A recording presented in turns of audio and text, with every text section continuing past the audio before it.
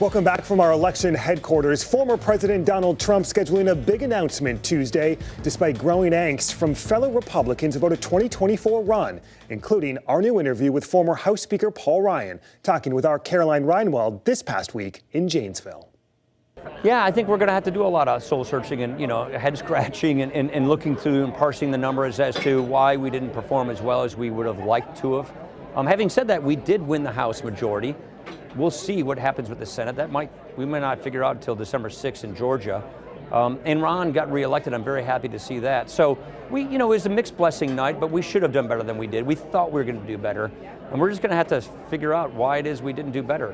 Why do you think it is? I think Trump's kind of a drag on our ticket. I think Donald Trump gives us problems politically. We lost the House, the Senate, and the White House in 2 years when Trump was on the ballot or in office. And I think we just have some Trump hangover. I think he's a drag on our offices and our races. What do you think is going to happen if Donald Trump announces he's going to run for president again? I assume he's probably going to announce, but I honestly don't think he'll get the nomination at the end of the day. And the reason I think that is because we want to win. We want to win the White House. And we know with Trump, we're so much more likely to lose. Just look at the difference between votes between Trump candidates and Trump non-aligned candidates. Look at Brian Kemp in Georgia versus Herschel Walker. Look at Sununu versus Bolduc in New Hampshire. I can go around the country and show you the difference in performances. So it's really clear to me, and the evidence is pretty stark, that if we have a nominee not named Trump, we're so much more likely to win the White House than if our nominee is named Trump. What do you think needs to happen for Republicans to win the White House? Well, I think we just have to offer the country a better way forward. I think we have to offer the country solutions. I think we have to offer the country a really clear and compelling choice as to how our party is ripe and ready to solve big problems confronting the country, and that we're putting leaders forward that people can vote for, that they want to vote for. We have sort of two bases in the Republican Party, sort of the rural Trump base, as you would describe it, and a suburban base. That suburban base doesn't, by and large, vote for Donald Trump. So we leave votes on the table if we run him as our nominee. And I think we could have a very good vote coalition if we have a more traditional conservative nominee that can win the White House. We should win the White House. I think the Biden record is a terrible record to run on. So for every reason, under the sun, we ought to be able to win in 2024. During the Republican primary, Trump endorsed Tim Michels. And you're going to send Tim Michels, an incredible success story, Tim Michels to the governor's mansion, and you're going to re-elect the amazing Ron Johnson, so respected.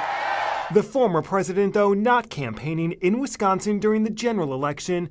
Before Election Day, in an interview with us, Senator Ron Johnson distancing himself. Should former President Trump run again in 2024? Can he count on you for support? So I'm worried about this election, this cycle. Trump, though, still with a loyal base in Wisconsin, longtime Republican and Trump supporter Van Mobley.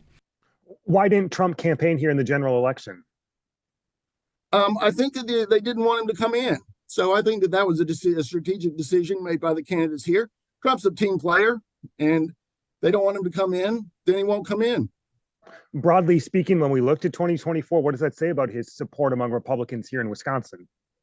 Well, I think if he had come in retrospect, we would have won. Johnson would have won by bigger margins, and then Michels would have also won. So I think it was a strategic error not to bring him in. He didn't win the primary here in 2016. Do you see a scenario where he would win Wisconsin's primary looking ahead to 24 this time around? Very much so. I think Why? he will win. Well, I think for one thing, I think that Michels was the nominee because of Trump's support. I think that support will be there again. One of the key seats Republicans flipped in the House is Wisconsin's 3rd congressional, the seat in western Wisconsin, vacated by longtime Democrat Ron Kind. Republican Derek Van Orden winning by some 11,721 votes. This is a much closer margin than a lot of people thought, leading now to Democrats pointing the finger at the national party for pulling money out in the final weeks. Are you mad at national Democrats for essentially pulling out? I did weigh in on that with the chairman, Sean Patrick Malone, who, by the way, was also defeated. Unfortunately, we lost both those seats.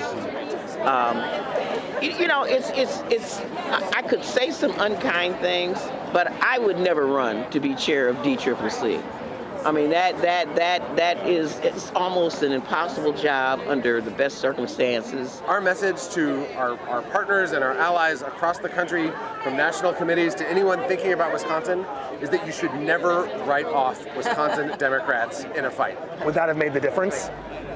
It's impossible to predict what any tactic would do at any given moment, but I can say, when I think about what it felt like in September, or when I looked at the national money moving to other places instead of going to the 3rd Congressional District, it is very easy to imagine a very different outcome if we'd been able to communicate at the level that we saw from the Republicans. Up next, no supermajority in the state legislature. The Democratic minority leader standing by next.